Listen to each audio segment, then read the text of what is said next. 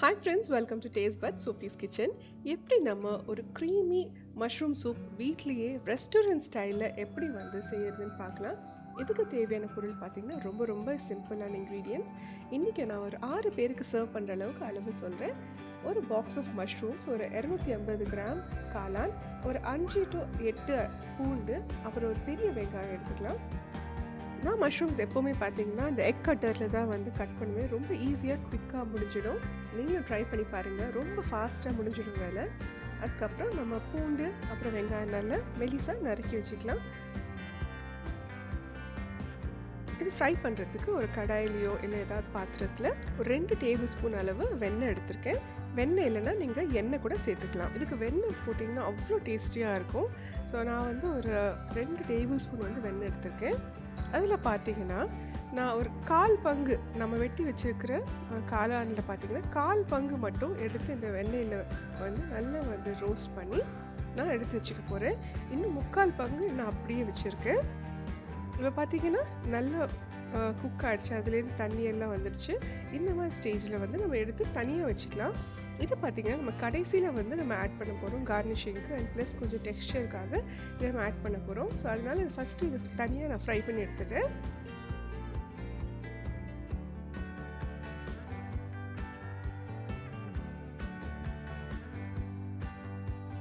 இப்போ அதே கடாயில் நம்ம நறுக்கி வச்சிருக்கிற பூண்டு ஆட் பண்ணிக்கலாம். நீங்கள் பூண்டு எவ்வளோ பொடிசாக நறுக்கிறீங்களோ அவ்வளோ நல்லா டேஸ்டியாக இருக்கும். உங்களுக்கு ஒருவேளை பூண்டு வாயில் படுறது பிடிக்கலன்னு நினச்சிங்கன்னா நீங்கள் கொஞ்சம் பேஸ்ட்டாக கூட நீங்கள் ஆட் பண்ணிக்கலாம். பூண்டு பேஸ்ட் இல்லைன்னா பூண்டு துருவி கூட நீங்கள் ஆட் பண்ணிக்கலாம். ஆனால் அந்த மாதிரி செய்யும்போது என்ன ஆகும்னா சீக்கிரமாக அடி பிடிச்சிடும். அதனால நான் சின்னதாக நறுக்கி தான் போட ப்ரிஃபர் பண்ணுவேன். இப்போ பூண்டு நல்லா பச்சை வாசனை போயிடுச்சு. நான் இதில் நம்ம நறுக்கி வச்சுருக்கிற வெங்காயத்தையும் நம்ம ஆட் பண்ணிக்கலாம்.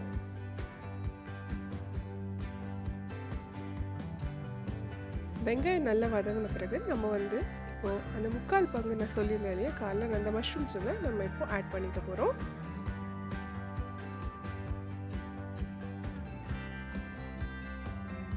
கொஞ்சம் ட்ரையாக இருக்கிறதுனால நான் ஒரு 1/2 டீஸ்பூன் அளவு கொஞ்சமாக வெண்ணெய் இன்னும் கொஞ்சம் எக்ஸ்ட்ரா ஆட் பண்ணியிருக்கேன்.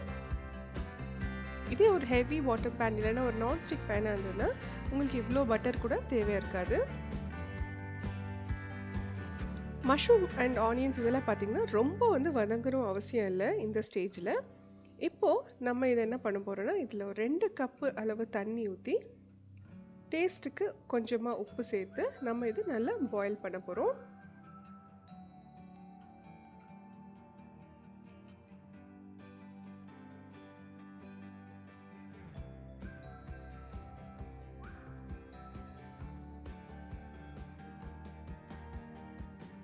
மூடி வச்சு நம்ம ஒரு 5 நிமிஷம் நல்லா பாயில் பண்ணுறோம். அப்போ தான் இந்த மஷ்ரூம்ஸ் நல்லா குக் ஆகும்.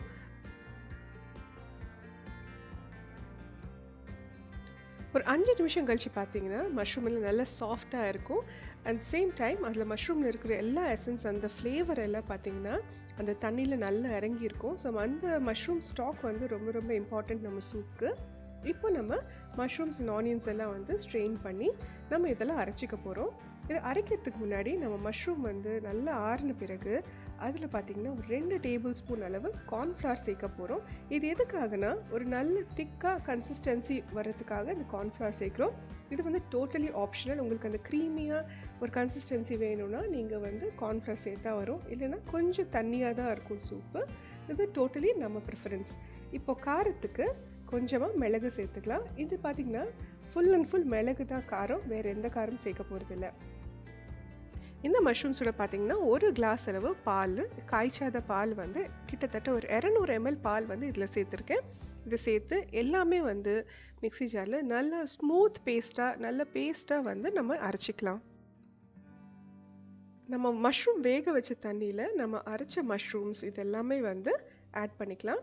இன்னும் ஒரு 1/4 கிளாஸ் தண்ணி மிக்ஸி ஜாரில் போட்டு நல்லா ரின்ஸ் பண்ணி எல்லாமே நம்ம ஆட் பண்ணிக்கலாம்.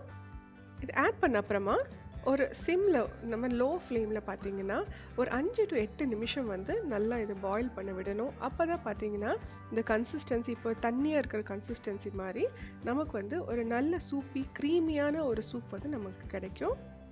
இப்போ பார்த்தீங்கன்னா சூப் வந்து ஒரு 5 நிமிஷத்துல பார்த்தீங்கன்னா, நல்லா குக் ஆயிடுச்சு. இப்ப பார்த்தீங்கன்னா, திக்காவும் இருக்கும் கன்சிஸ்டன்சி. இந்த மாரி கன்சிஸ்டன்சி வந்த அப்புறமா, நம்ம ஆல்ரெடி ஃப்ரை பண்ணி வச்சிருக்கிற அந்த 1/4 பங்கு காளான் இருக்கு இல்லையா? ஃபர்ஸ்ட்டே நம்ம ஃப்ரை பண்ணி வச்சிருக்கோம். அந்த மஷ்ரூம்ஸ் வந்து நம்ம இதுல ஆட் பண்ணிக்கலாம் இப்போ. மஷ்ரூம்ஸ் ஆட் பண்ண அப்புறமா, உங்களுக்கு விருப்பப்பட்ட கன்சிஸ்டன்சி வர வரைக்கும் நம்ம எவ்வளோ தண்ணி வேணுமோ, நம்ம அவ்வளோ தண்ணி நம்ம ஆட் பண்ணிக்கலாம். அடிஷ்னலி உங்களுக்கு இன்னும் நல்ல ஃப்ளேவர் வேணும்னு நினச்சிங்கன்னா, நம்ம ரெடிமேடாக கிடைக்கிற அந்த சூப் க்யூப்ஸ்ன்னு கிடைக்கும் இல்லையா? அது கூட ஆட் பண்ணிக்கலாம். பட் இந்த சூப் இப்படியே குடிச்சா ரொம்ப ரொம்ப நல்லாயிருக்கும். நம்ம தண்ணி ஆட் பண்ண அப்புறமா இன்னும் ஒரு 5 மினிட்ஸ் நல்லா சிம் பண்ணி, நம்ம இந்த சூப்பை சர்வ் பண்ணலாம். நம்ம வீட்டிலேயே எவ்வளோ ஈஸியாக ஒரு ரெஸ்டாரண்ட் ஸ்டைலில் வந்து க்ரீமி மஷ்ரூம் சூப் எப்படி பண்ணுறதுன்னு பார்த்தீங்க. ரொம்ப ரொம்ப ஈஸி. மேலே ப்ரெசென்ட் பண்ணும்போது கொஞ்சமாக நம்ம வந்து ஃப்ரெஷ் க்ரீம் ட்ரிசில் பண்ணி காரத்துக்கு ஏற்ற மாதிரி ஸ்லைட்டாக பெப்பர் தூவி ப்ரெசென்ட் பண்ணிங்கன்னா சூப்பராக இருக்கும். ஐ ஹோப் யூ என்ஜாய்ட் வாட்சிங் திஸ் வீடியோ. கண்டிப்பாக இன்னொரு எக்ஸைட்டிங் ரெசிபியோட உங்களை பார்க்குறேன். பாய்.